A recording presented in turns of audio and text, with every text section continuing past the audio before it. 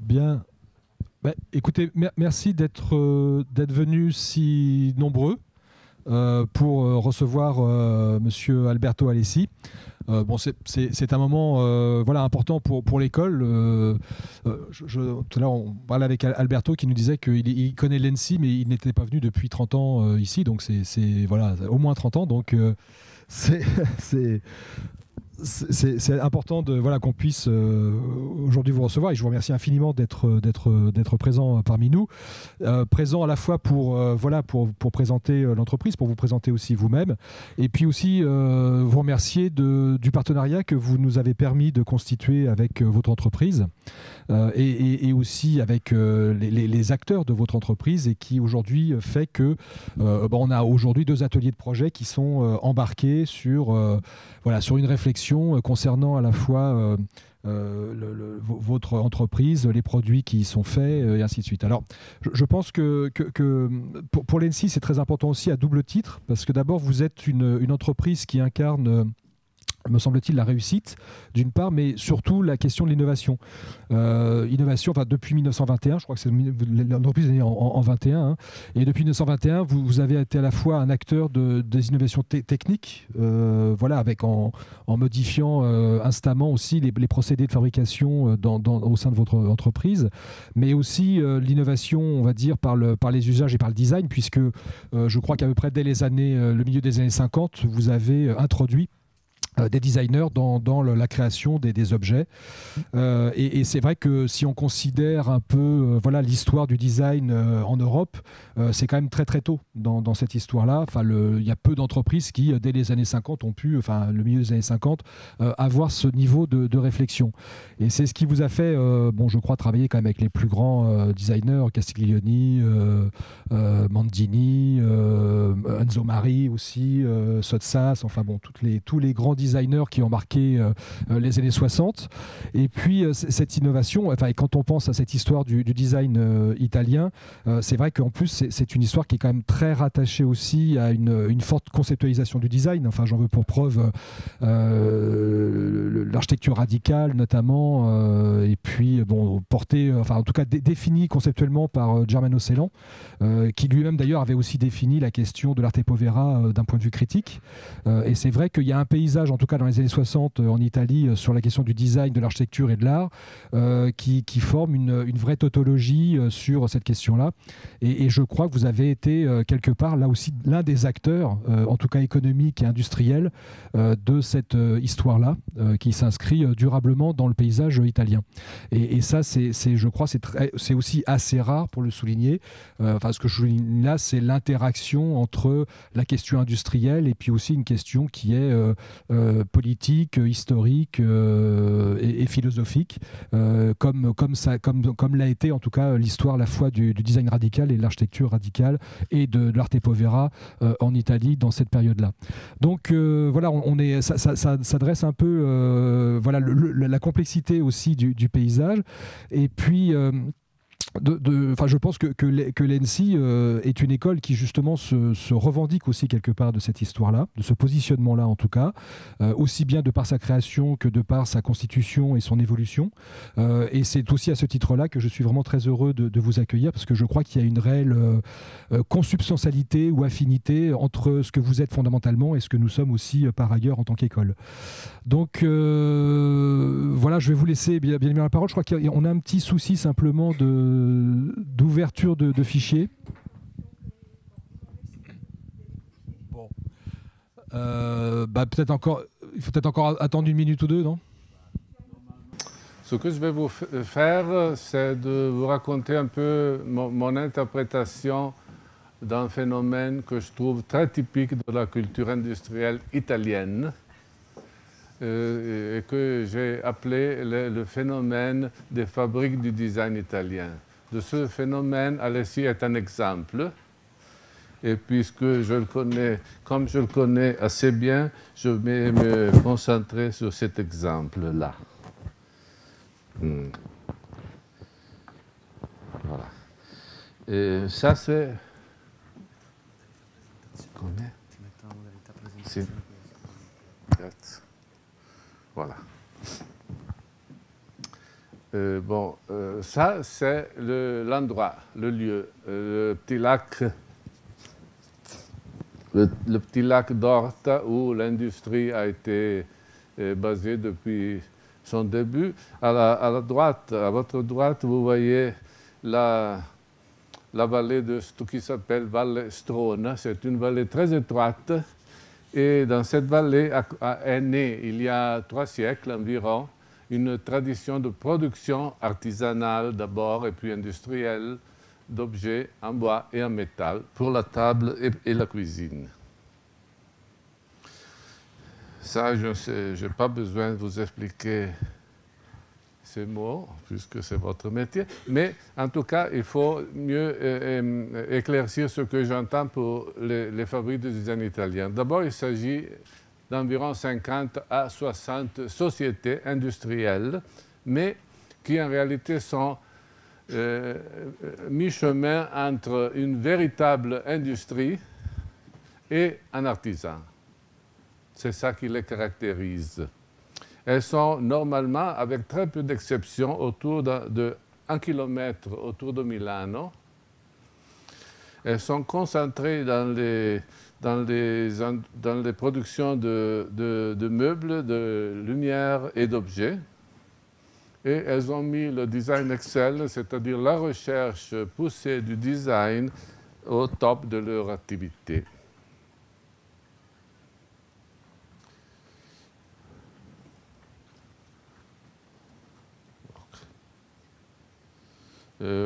Une possible définition est aussi que les fabriques du design italien sont comme une sorte de laboratoire industriel, bien sûr, de recherche dans le domaine des arts appliqués, c'est-à-dire aujourd'hui dans le design. Et notre rôle est de pratiquer une médiation continuelle, infinie, entre, d'un côté, les meilleures expressions de la créativité contemporaine dans le product design, et de l'autre côté, le soi-disant marché, c'est-à-dire le public. Et nous sommes entre ces deux pôles.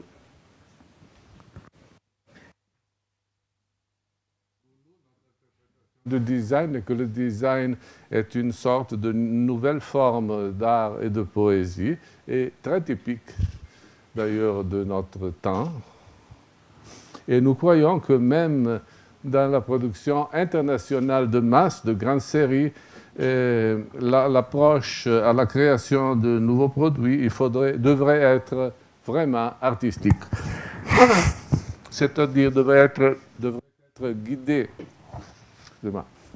guidé par l'inspiration et la créativité des auteurs, des grands designers et architectes avec lesquels on travaille, plutôt que par le marketing. Les trois valeurs que normalement nous voyons dans les objets, c'est la valeur fonctionnelle, bien sûr, mais aussi la valeur de status et de style, comme les sociologues nous ont appris, mais aussi la valeur poétique. Ces 3 valeurs ensemble forment, à mon avis, la raison d'être des objets. Bon, ça c'est la famille. C'est-à-dire la partie de la famille qui travaillait dans l'industrie dans les années 90. Là, le lieu, je vous l'ai déjà montré. Ça, c'est une image aussi de la Valle Strona. C'est un endroit très traditionnel, aujourd'hui encore. Et ça, c'est mes 2 grands-pères, qui aussi viennent de cette tradition de la Valle Strona. À gauche, il y a le père de ma mère qui s'appelait Alfonso Bialetti et qui a été le créateur, l'inventeur d'abord, puis le designer et le créateur de la première Mocha Express, qui est devenue par la suite très populaire, en fusion d'alu.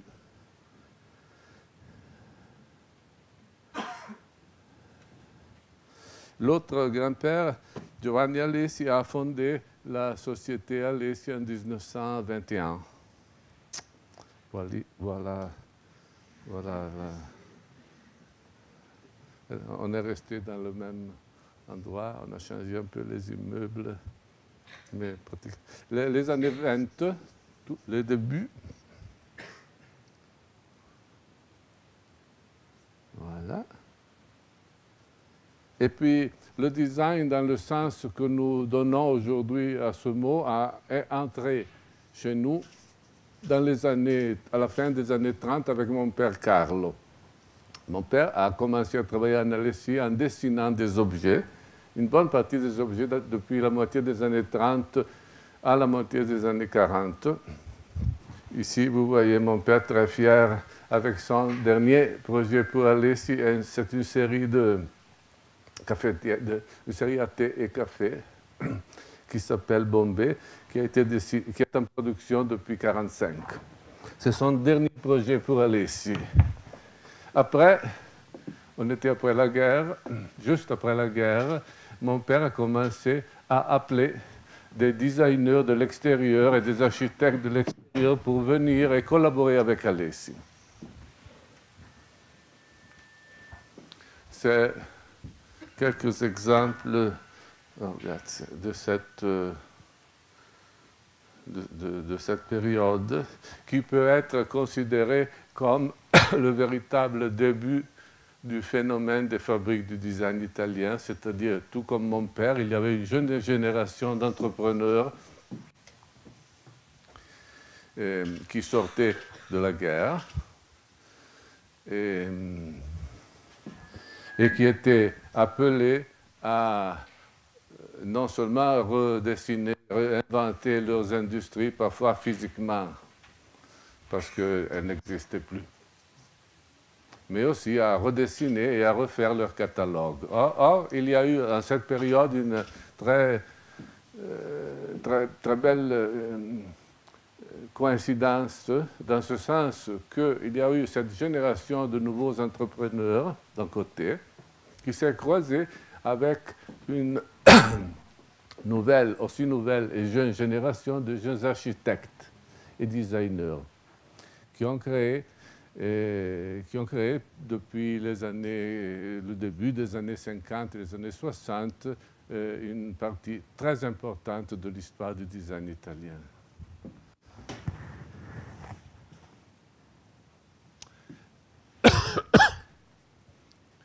Le shaker à cocktail que vous voyez sur la gauche a été dessiné en 1957. Il est toujours en production. Il y a sûrement le shaker le plus vendu dans la dernière demi-siècle.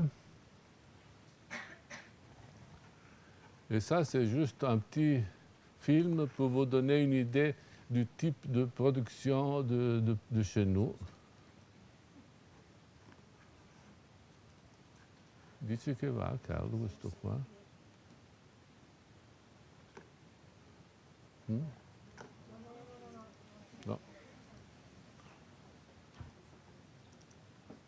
Ah, no. No.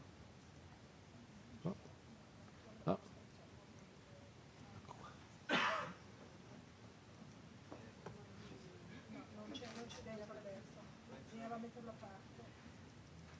Non va, sicuro. Bon, alors, pas de film. Film, mais...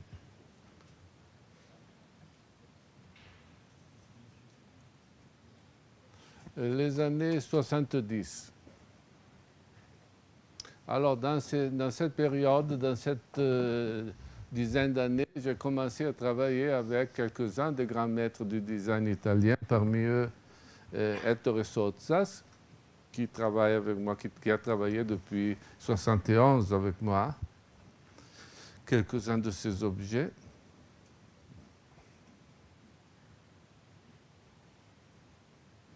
Ou encore Richard Sapper. Il faut dire que Richard Sapper était allemand, mais comme il vivait et travaillait à Milano depuis les années 50, il est considéré part intégrale de l'histoire du design italien. Et Sapper a dessiné la première cafetière espresso à Alessi, qui est en production depuis 1979. et la première bouilloire en 1983. Cette bouilloire a une histoire qui vaut la peine de vous expliquer parce que c'est très exemplificatif des pratiques d'une fabrique du design italien comme Alessi. Alors, j'ai demandé à Sapper de dessiner une bouilloire et il m'a dit oui, peut-être je suis intéressé, mais il ne me suffit pas de dessiner une belle bouilloire. Je veux faire quelque chose d'autre. Je voudrais créer une bouilloire qui soit polysensorielle, c'est-à-dire qui puisse faire appel à plusieurs sens de l'homme. En particulier, il était intéressé par le fait que normalement, lorsque la bouilloire est en marche et l'eau bouillit, le sifflet émet une rumeur un peu angoissante. Il ne voulait pas ce bruit-là, et il voulait par contre que le sifflet de sa propre bouilloire puisse produire une mélodie. Et non seulement une mélodie quelconque, n'importe laquelle, il voulait une mélodie qui puisse lui rappeler son enfance. Lorsqu'il était un enfant, il vivait dans un village en Allemagne, et sur ce village, il y avait un fleuve qui passait, et parfois il y avait des bateaux qui passaient sur le fleuve et faisaient une certaine... il produisait une mélodie, les bateaux vapeur. Et il voulait que mes techniciens puissent reproduire en quelque sorte cette mélodie de son enfance. Pour être bref, après une année de travail, je me suis aperçu que mes techniciens n'étaient pas en mesure de reproduire la mélodie dans la bouilloire et j'étais forcé de mettre le projet à côté et continuer sur d'autres projets. Mais après une autre année, une des sœurs de Richard Sapper, qui vivait en Allemagne, a trouvé dans la forêt noire un artisan qui produisait des choristes. Alors, je ne sais pas si vous savez ce que c'est qu'un choriste. Et j'en ai amené un. C'est ce petit tube avec à l'intérieur une langue dorée qui produit la note La purissime et qui sert pour accorder les instruments musicaux. Et l'idée était de mettre les choristes dans les pipes, dans les deux cannes de cet orgue. Mais évidemment, pour produire la mélodie, il faudrait d'autres notes que le La. Alors, vous savez, les artisans, et les Allemands en particulier, ils ne sont pas faciles à changer. Mais après de longues négociations, on a réussi à convaincre ce petit artisan de nous produire des éditions spéciales de ces choristes en mi ainsi, de façon à ce que, introduite dans les cannes de l'orgue du sifflet, à la fin, elle puisse produire une mélodie qui n'était pas la mélodie de l'enfance de Sapper, mais à ce point, il a accepté lui aussi un compromis. Et on a pu produire l'objet qui, par la suite, a été un gros succès. Et à ce point, je ne résiste jamais de vous faire, je dois vous faire une démonstration. Imaginez que l'eau est prête à bouillir, elle commence à bouillir. Et donc, oui. Et puis, évidemment, elles sonnent ensemble.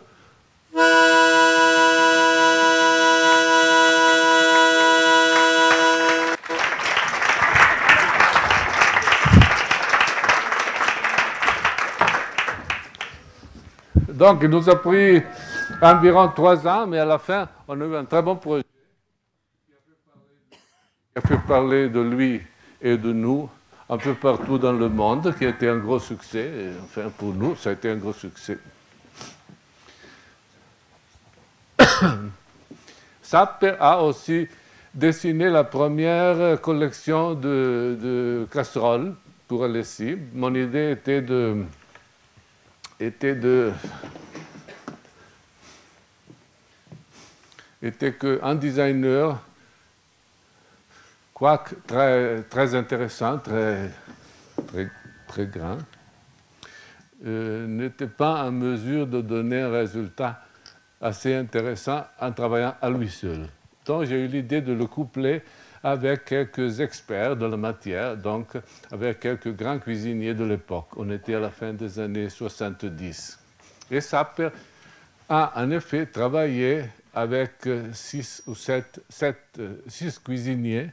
Chacun des cuisiniers a choisi les ustensiles qui étaient plus près de sa propre cuisine, façon d'entendre la cuisine, et a travaillé avec le designer. Je vous montre quelques images. Ici, c'est les 3 gros de Roanne. Alain Chapelle, qui n'existe plus. Et ça, c'est les ustensiles. Gualtiero Marchesi, qui a été et reste probablement le plus important cuisinier italien de ces décennies. Ou encore Angelo Peracou, qui est un interprète de la cuisine méditerranéenne. Ou Raymond Thuillier, le décan des cuisiniers français, les Beaux de Provence. Lui, il a collaboré à la cocotte en fonte. Ou Roger Verger, en Côte d'Azur, la grande poissonnière.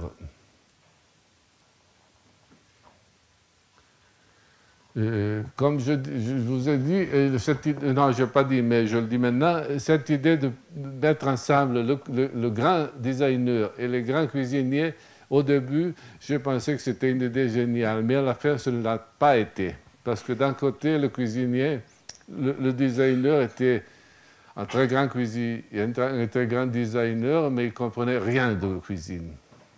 Et de l'autre côté, les cuisiniers, étant de grands cuisiniers, ne comprenaient rien de design. Donc j'ai dû médier en continuation entre les deux. Mais à la fin, la série est venue assez bien. Un autre designer de Milano a été Achille Castiglioni. Achille a dessiné pour nous notre première série de couverts, 82, et puis plusieurs objets qui constituent sa propre famille, qu'on l'appelle chez nous les séries dues à un même designer, la famille Castiglioni. Et un autre designer de Milan, on parle toujours des années 70, a été Alessandro Mendini. Alessandro a dessiné plusieurs objets pour nous. Pardon, qu'est-ce que je fais là? Voilà. Alessandro est non seulement un designer qui a dessiné et continue à dessiner des objets pour nous, il est aussi en quelque sorte l'historien de chez nous parce qu'il a écrit la première histoire de la production Alessi en 70, qui est parue en 79. Et bon, lui, il est un architecte d'abord et ensuite aussi un product designer. Et il a toujours été fier du fait d'être considéré un designer qui dessine des objets qui ne vendent pas. Dans ce sens que son goût est trop sophistiqué pour le public normal, ce qui est totalement vrai. Sauf qu'il y a plusieurs années, il a fait la grande erreur de sa vie et a dessiné ce tire-bouchon qui est devenu un des best-sellers d'Alessi et qui, depuis près de 30 ans environ, reste un des 10 best-sellers d'Alessi. Et puis, Anadji, c'est le nom, c'est aussi le portrait de sa fiancée de l'époque. Et l'objet est de 1994. Quelques années après, Anna se sentait seule, donc on a décidé de lui donner un boyfriend et Alessandro a dessiné Sandro M. 9 ans après. Et depuis là, ils vivent. Sandro, on le présente aussi dans des versions en série limitée.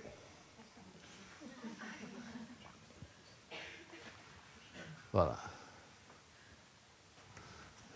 Dans les années 80, j'ai compris peu à peu, graduellement, la différence dans l'interprétation du design entre, d'un côté, les industries de mass production, qui sont bien sûr la majorité de l'histoire, d'un côté, et de l'autre côté, les fabriques du design italien. Les industries de mass production, bien sûr, reconnaissent l'importance du design. Mais leur vision est que le design n'est qu'un des instruments à la disposition du marketing ou de la technologie. Donc par exemple, c'est toujours mon interprétation, le design de l'automobile n'est pas fait par des designers, est fait par des hommes de marketing. Et les designs sont aux ordres du marketing. Ça, ce n'est pas la vision des fabriques du design italien. Pour nous, quand je vous disais, le design est une sorte de phénomène artistique et poétique très typique de notre époque. Et nous mettons le designer au top de notre activité. Ça, c'est une image des designers avec lesquels Alessi a travaillé dans cette période des années 80. Chaque décennie, on travaille avec plusieurs designers nouveaux, environ une centaine. Mais après, à la fin de cette décennie, si je regarde arrière, je m'aperçois que peu d'eux ont réussi à marquer la période pour nous. Par exemple, si on prend les années 80, il s'agit de 3 designers qui ont vraiment marqué la décennie 80 pour Alessi. L'architecte italien Aldo Rossi. Aldo avait une véritable obsession pour les objets du café. Il a dessiné plusieurs modèles de cafetières. On en a mis en production 3. La première, la Konica, en 83. La deuxième, la cupola, en alu. La Konica est en acier inoxydable, tandis que la cupola est en alu. L'Américain Michael Graves, qui a dessiné l'objet le plus vendu en absolu pour Alessi dans notre histoire, qui est la bouilloire à siffler les petits oiseaux, qui a fêté son anniversaire l'année passée. Et puis, cette image qui introduit le paysage du troisième designer des années 80 pour Alessi, qui est Philippe Starck. Ici, vous voyez une image de Philippe lorsque j'ai commencé à travailler avec lui. Et ici, une image récente, ce qui témoigne comme le design fait du bien, n'est-ce pas? Dans tous les sens. Alors quelques projets de Philippe qui sont toujours en production, pas celui-là. Celui-là, c'est sa fameuse bouilloire qui ne marche pas. Mais on a produit cet objet depuis 92 à 95 environ. Et Philippe n'est pas seulement un grand designer, vraiment un grand designer, il est aussi très capable de jouer avec les mots, à donner les noms à ces objets. Par exemple, cet objet-là, qui est une râpe à fromage cachée dans une boîte pour conserver le fromage, et elle s'appelle Mr. Meu.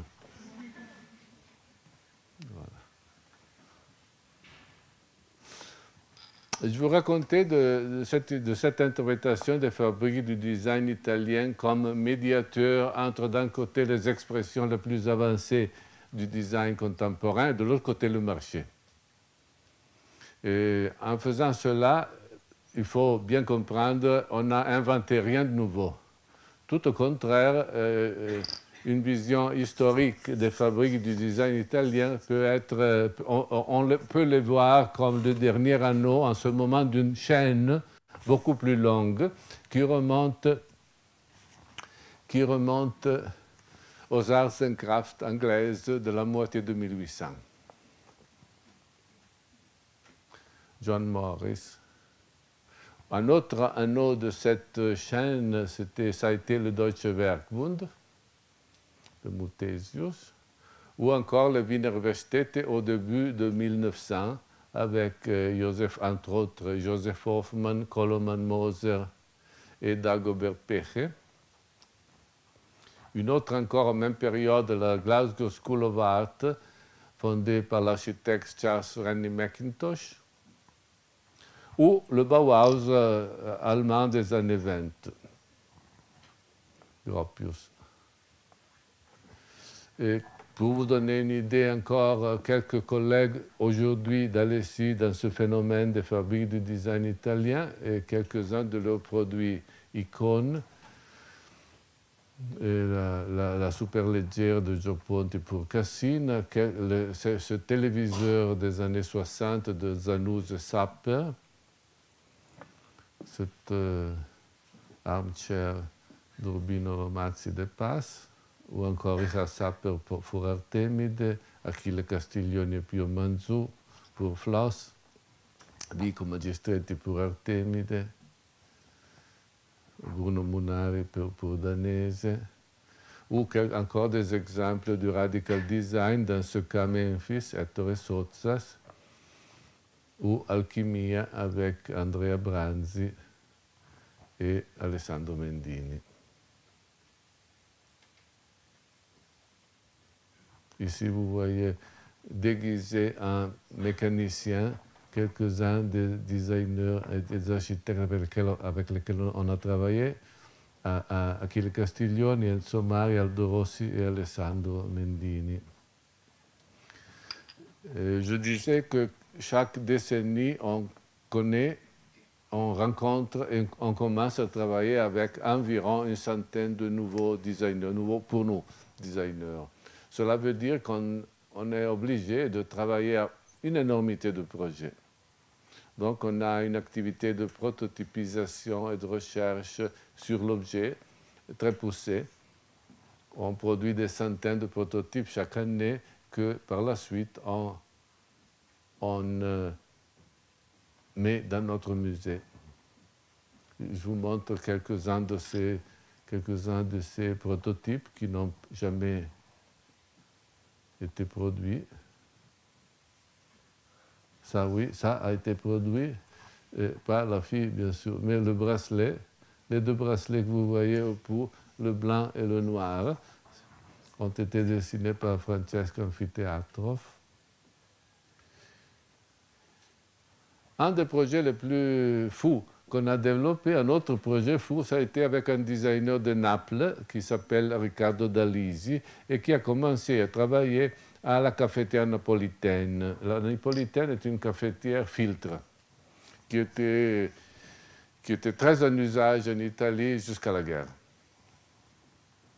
Il a dessiné environ 300 différents cafetières. Il a fait produire environ 300 différents prototypes. Et à la fin, on a mis en production cette cafetière qui, par ailleurs, n'a pas marché sur le marché. La raison est que cette cafetière, évidemment, on l'a produite en acier inoxydable, tandis que le matériau idéal pour la vieille napoletana était comment se dit la latta, le fer étamé. Hein? En anglais, c'est le tin. Quelques autres projets de cette décennie, des années 80, le Pasta 7 de Massimo Morozzi, ou la collaboration avec Bob Venturi, qui est un architecte américain considéré le père du postmoderne en architecture. Ça, c'est un projet de Bob Venturi. Ou Frank Gehry, qui a dessiné en 1992 sa propre bouilloire. Ou Mario Botta. Il faut aussi dire qu'en Italie, le design, depuis toujours, est un fils de l'architecture. pendant toute l'histoire du design italien, toutes les grandes œuvres de design ont été dessinées par des architectes, avec très très peu d'exceptions.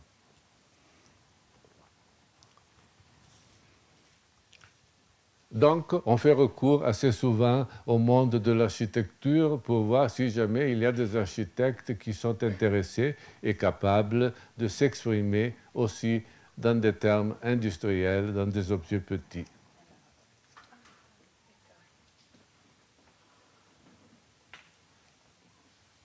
Les années 90, c'est un changement de registre très important, dans ce sens que jusqu'aux années 80, Alessi avait collaboré avec les grandes stars du design, les grands noms du design, très auteurs.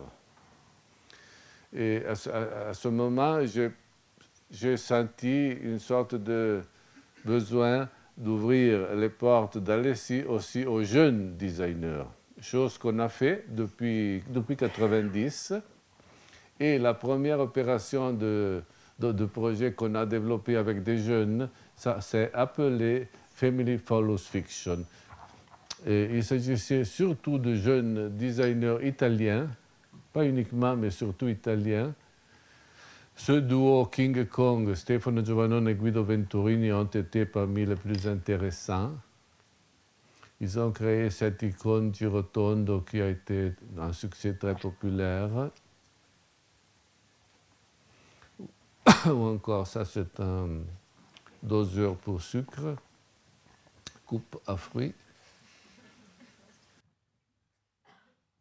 Ou un casse-noix. Des objets pour les pets.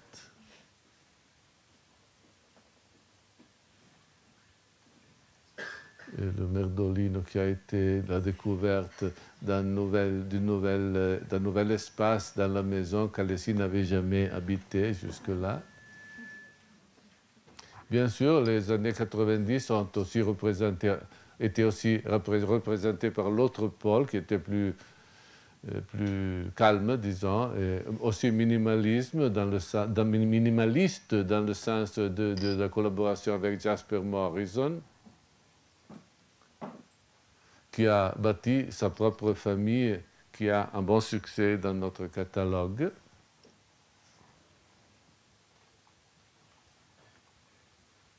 Ou Ron Arel, qui est israélien, mais qui vit à Londres depuis toujours.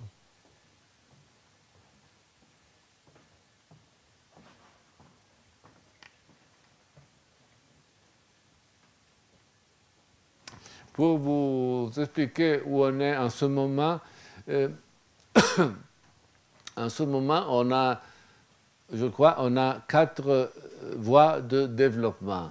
Une voie représente ce qu'on appelle les vieux designers, c'est-à-dire les designers qui ont une histoire déjà avec Alessi depuis quelque temps. Par exemple, Stefano Giovannone, alors il continue à dessiner des objets pour Alessi.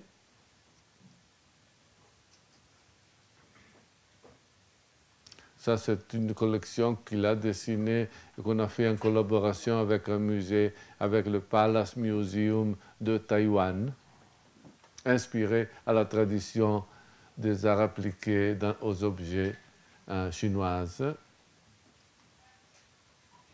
Ou du Brésil, les frères Campana. On travaille avec eux depuis le début du siècle. Ou les frères Bourlec. La collaboration avec eux est plus récente, c'est une dizaine d'années. Ou Naoto Fukasawa.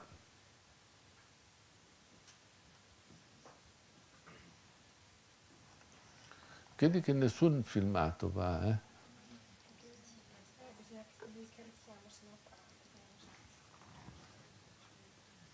Perché qui quando dice Ed non va bene.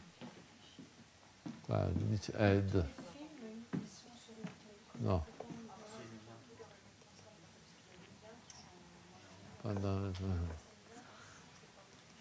No. J'avais quelques... Non, non importa. No. No. Ici, Naoto qui travaille avec moi avec ses propres casseroles. Ou encore Patrice Urquiola.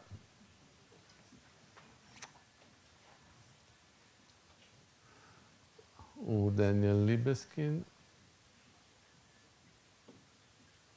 Ou Michele De Lucchi. Ça, c'est la dernière cafetière espresso pour Alessi. Ou l'Hollandais Marcel Wanders, qui lui aussi a porté son propre langage dans nos catalogues. Anche Circus, non c'è. No. Ou le Studio Job. Une autre direction de travail est représentée par les cuisiniers. On continue à avoir une intéressante collaboration avec des cuisiniers. L'idée est qu'ils devraient savoir connaître beaucoup du monde des objets qui les regardent, hein, surtout les objets pour cuire, mais aussi pour la préparation et pour le service.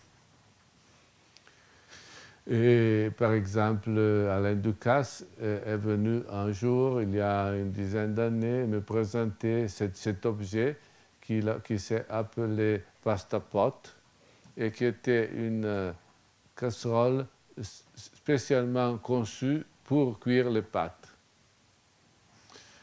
Mais pour cuire les pâtes d'une façon totalement différente de la tradition italienne. Vous savez, on met les pâtes, on verse les pâtes dans l'eau bouillante. Tout au contraire, ici, on mettait la pâte à sec et peu à peu, on joignait du bouillon ou aussi de l'eau chaude, de l'eau bouillante, mais à part et très peu. Et on mettait aussi ensemble, faisant cuire ensemble, les ingrédients de la sauce qu'on voulait faire.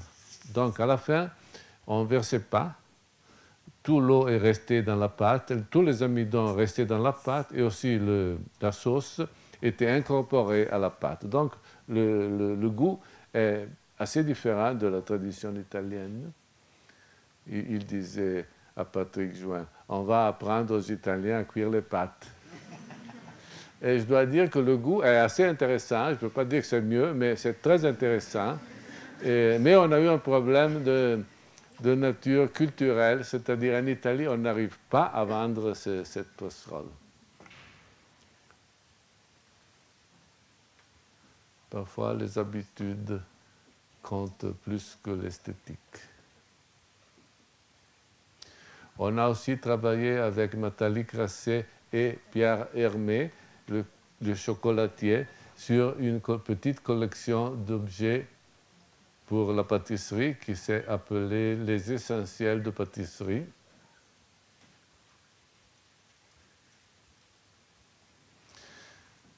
Et on a travaillé avec Christian Guion et Pierre Gagnère sur une petite collection d'objets autour du thème de l'œuf. Voilà. Ça, c'est un objet qu'on peut mettre à cuire dans le four, au bain-marie, et puis on peut servir aussi directement à table. Et ça, c'est une corbeille à baguette. Et la dernière collaboration a été avec Guy Savoy et Bruno Moretti, et une collection de coupes et couverts. La troisième voie de développement continue à être la collaboration avec les architectes qu'on appelle purs, c'est-à-dire des architectes qui ont déjà démontré être très intéressants, mais qui n'ont pas encore travaillé dans l'industrial design. Donc, on leur offre la possibilité de travailler sur un projet spécifique, qui est un projet expérimental, c'est-à-dire qu'on sait qu'on va le produire dans une édition limitée d'environ 99 exemplaires, pratiquement tous faits à la main. Mais entre-temps, en travaillant avec eux, on comprend qui, entre eux, pourrait être aussi capable de faire du véritable industrial design. Et dans cette opération qui s'est appelée Tea and Coffee Towers, qui a été coordonnée par Alessandro Mendini, on a invité 23 architectes et chacun d'eux a dessiné son propre service à thé et café, qui, comme je vous disais, a été par la suite produit dans une édition numérotée à 99 exemplaires. Et par la suite, on a compris qu'il y avait 6 ou 7 entre eux qui étaient intéressés et aussi auraient pu faire du design. C'est une autre histoire que l'architecture, bien sûr. Et on a commencé sur d'autres projets avec cela. Parmi eux, Toyo Ito, une collection de céramique, de porcelaine, service de table en porcelaine et couvert. Ou Kazuyo Sejima et Ruye Nishizawa, qui ont dessiné cette série d'objets pour le thé, pour le café. Ou Zahadid, qui a dessiné cet objet-là, mais par la suite aussi un vase. Ce vase est en acier inoxydable, tandis que cet objet-là, qui est son service, devrait être son service à thé, son interprétation du service à thé et café est en argent. Et de Zaha, on a présenté l'année passée une râpe à fromage, qui a été son dernier projet pour nous, je crois en général. Une très belle collaboration avec l'anglais David Chipperfield, qui a fait d'abord ce service en édition limitée, et ensuite un service en céramique, en verre, des couverts. Il a aussi dessiné une chaise pliante. Pour venir chez vous, avec Jean Nouvel, avec Perrault. En Hollande, qui est un pays très énergique au niveau de potentiel de création.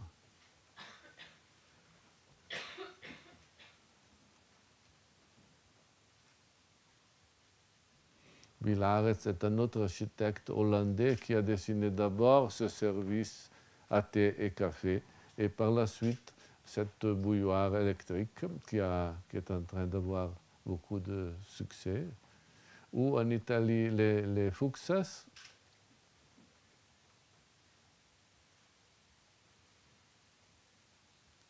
Eux aussi ont dessiné un service de table complet, porcelaine, verre et couvert. Ou en Suisse, Peter Zumthor, qui a dessiné ces moulins à poivre et cette série d'objets pour l'huile, le vinaigre, le sel, le poivre. Ça, c'est des tout premiers prototypes en cire. Odile Deck, elle a dessiné pour nous trois objets, dont cette corbeille. Une autre opération de recherche qu'on a fait sur le monde de l'architecture regarde la Chine. En 2011, on a été invité par la commune de Beijing, qui était intéressée à expérimenter, à montrer ce que la créativité locale chinoise aurait pu donner en termes de design. Alors, on a organisé avec eux une recherche sur le design chinois dans l'idée de faire un peu le contraire de ce qui normalement arrive en Europe, c'est-à-dire on dessine en Europe, on dessine en Italie et puis on produit en Chine. Nous, on a proposé de faire le contraire, c'est-à-dire dessiner en Chine par des Chinois et produire en Italie. On a sélectionné 8 architectes qui n'avaient pas fait encore de l'industrial design, et on a demandé à chacun d'eux de dessiner un objet sur le thème du servir et de l'offrir. Que je vous montre ici. Ça, dans notre idée, tous ces 8 objet était conçu, aurait dû être conçu pour une production industrielle, donc pas en série limitée.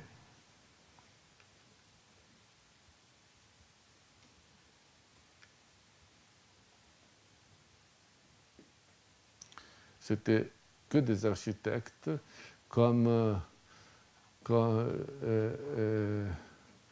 à la fin, cette opération n'a pas marché. C'est-à-dire, ça a été un flop total. Ces architectes n'ont pas su créer des objets qui ont été produits industriellement à des coûts raisonnables, mais le public n'a pas aimé. Vous pouvez voir des visages de du dernier meeting. On n'était pas vraiment heureux.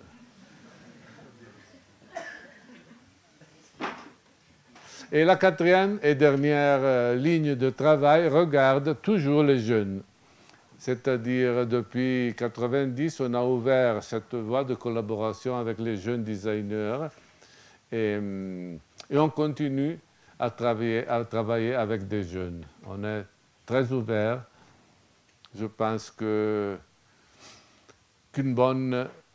bon projet de design doit représenter l'esprit de son époque, de l'époque dans laquelle il a été créé, et que probablement les jeunes ont la possibilité d'avoir un nez plus affiné, plus prêt, plus préparé pour sentir l'esprit de la période. Chaque année, on introduit un catalogue de 3, parfois 4 nouveaux designers, jeunes designers. Je dois dire que ce n'est pas du tout facile parce que le design, c'est un sport extrêmement difficile où ce n'est pas comme dans les vrais sports, qu'à 28 ans, on commence à être vieux. C'est plutôt le contraire. Donc, la compétition arrive jusqu'à octogénaire, comme se dit, c'est octogénaires qui sont encore en compétition. Mais quand même, on est très ouvert et on a aussi des satisfactions, je dois dire. Quelques-uns des tout nouveaux qui sont entrés dans les catalogues Alessi dans les dernières années, c'est Pauline Deltour qui a dessiné une très belle série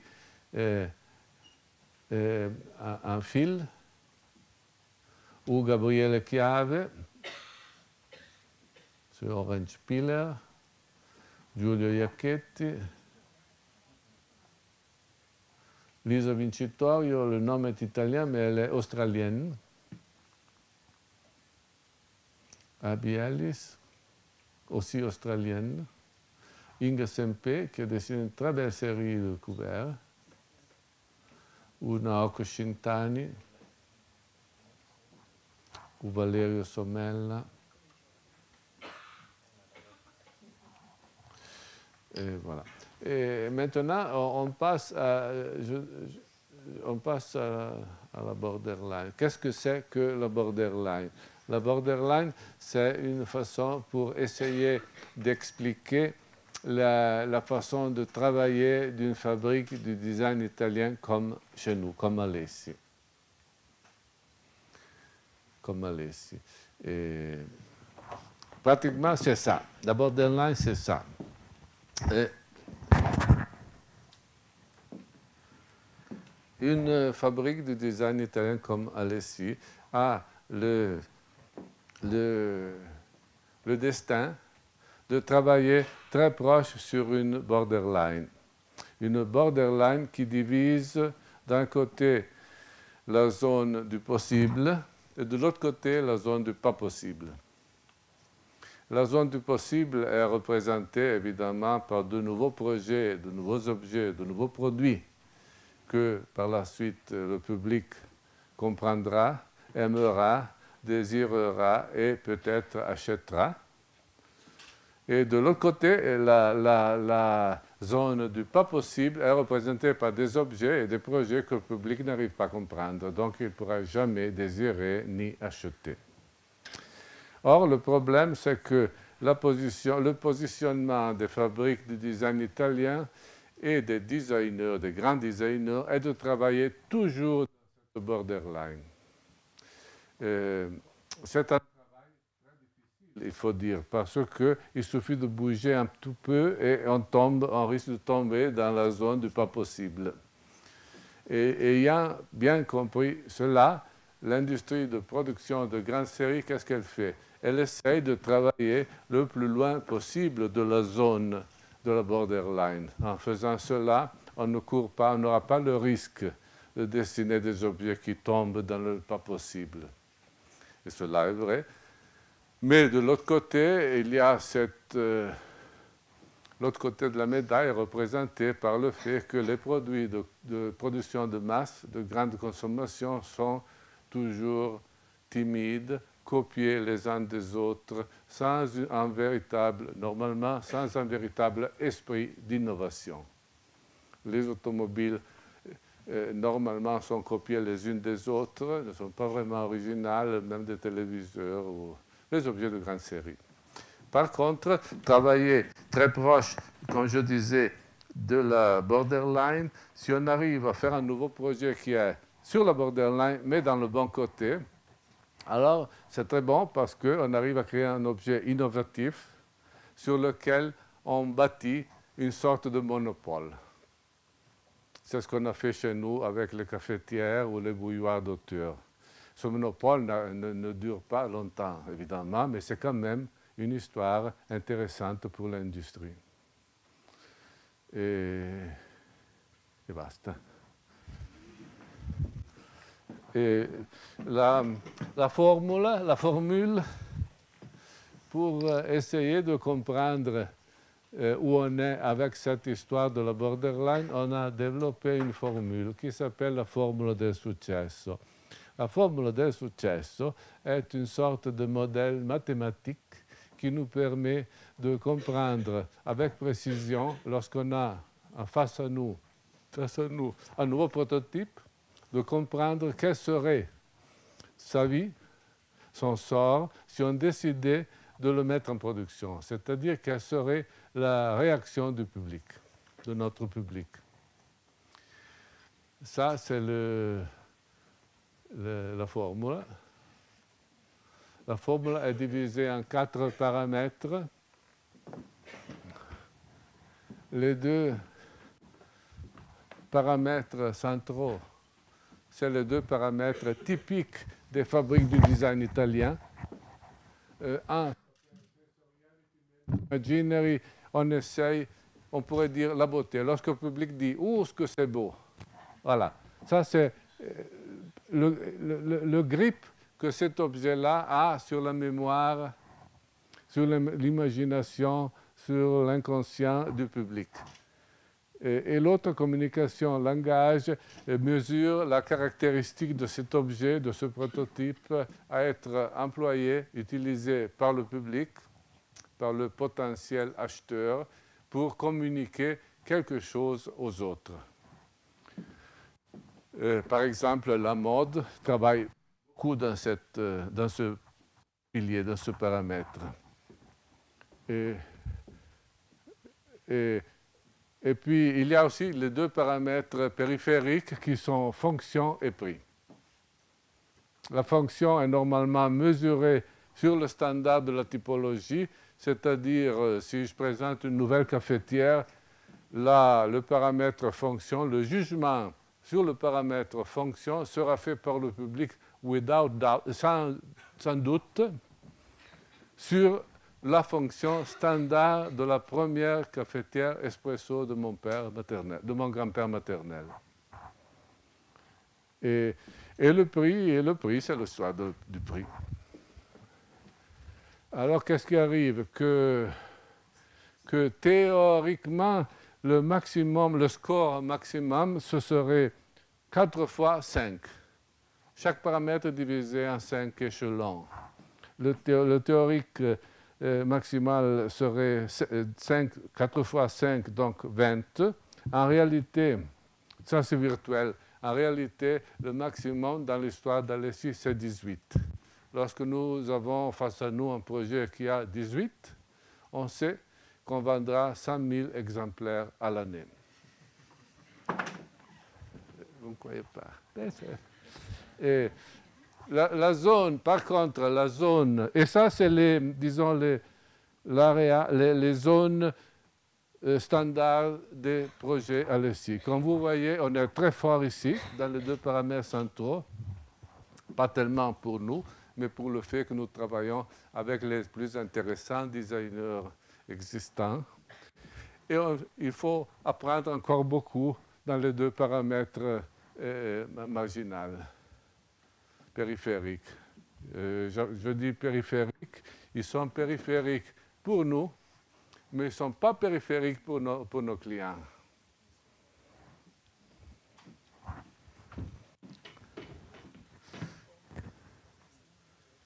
Quelques exemples. Cette bouilloire, quel est le score de cette bouilloire aujourd'hui? C'est autour de 17/20e.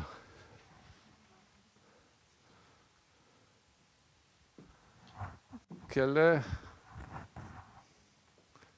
le score de ce presse-agrumes?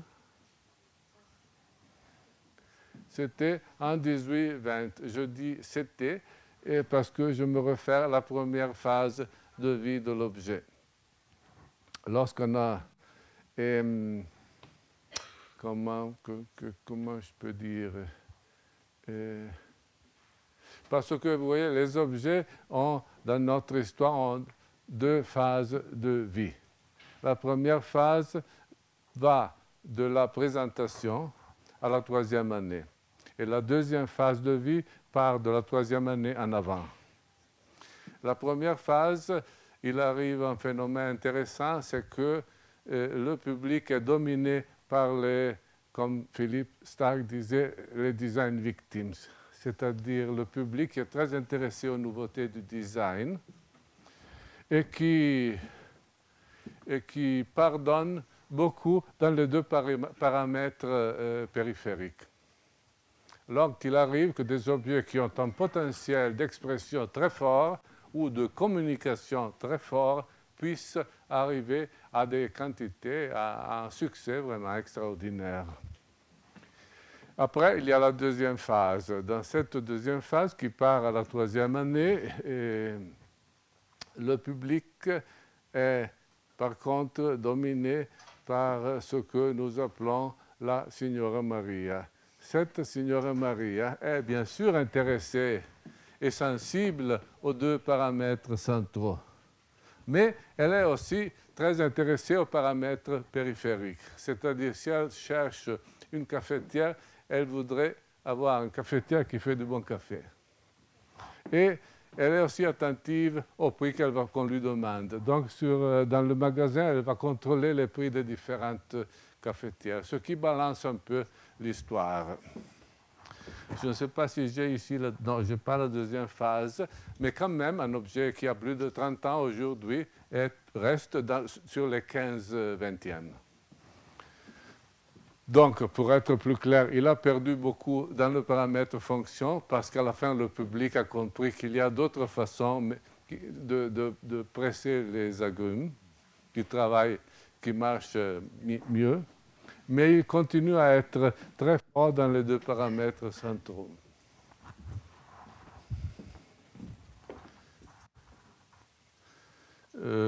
Ça, c'est le score de la cafetière d'Aldo Rossi. Je dois aussi dire une autre remarque qu'il vaut la peine de faire, c'est que comme nous, on dépend évidemment beaucoup des designers avec lesquels on travaille, il arrive un phénomène intéressant. On a remarqué ce phénomène intéressant, c'est-à-dire que plus le designer est fort dans les deux paramètres centraux, et moins il est fort, capable et intéressé aux paramètres périphériques. Ça, c'est une zone très critique. Si on veut faire des objets, si on a une industrie quand même, il faut faire des objets qui, par la suite, trouvent leur propre marché. Et ça, c'est la zone où les capacités de design management de mes collaborateurs se prouvent le mieux, doivent travailler mieux.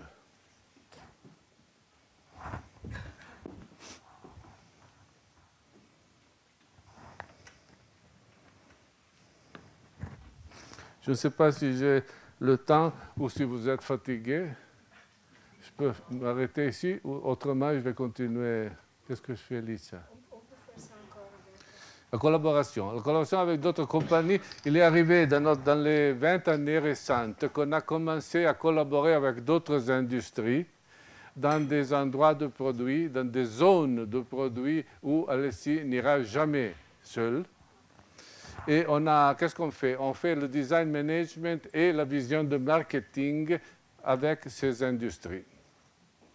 Par exemple, on a une collection de montres avec Seiko. Une vingtaine de projets de différents créateurs. On a une collection de 4 projets de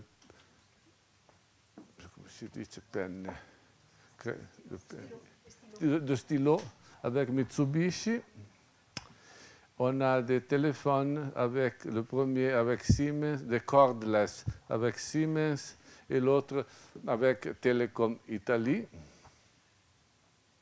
On a fait un projet assez important, deux projets en réalité, sur la salle de bain, qui regarde 3 partenaires. Un partenaire sur la céramique sanitaire, un partenaire sur les robinets et un troisième sur les meubles de la salle de bain.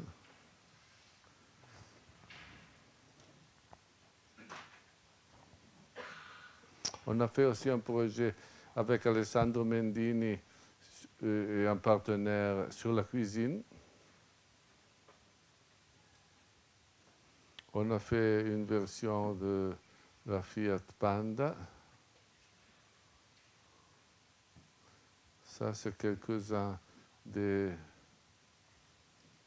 magasins. Nous avons une vingtaine de magasins dans les capitales où on essaye de présenter au mieux cette production.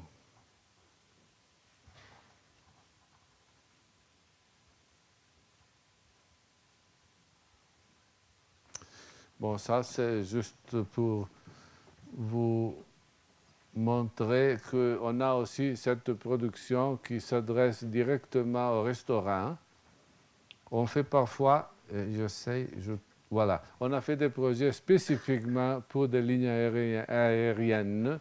Par exemple, avec Qantas, il y a quelques années, un projet de couvert, soit en acier, soit en plastique, de marque Newson. Ou, beaucoup plus important, on vient de faire, l'année passée, a été présentée cette année, oui, une collection complète du service pour Delta, la ligne américaine. Cette collection a été dessinée par 4 designers qui avaient déjà travaillé pour Alessi. Il s'agit d'objets qui, pour la plupart, existaient déjà en catalogue, qui ont été légèrement modifiés dans l'épaisseur pour la durée et dans le poids, pour les rendre acceptables aux standards des avions.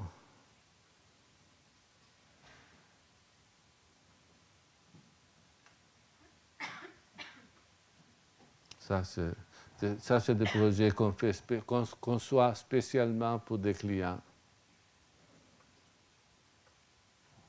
Ça n'a rien à voir. C'est ma propre production de vin. Ce qui me passionne beaucoup, et je dois dire, je produis les meilleurs Bourgognes hors de France, bien sûr. Voilà. Et je dessinais, hélas, la bouteille. Voilà, c'est tout. Je suis à votre disposition.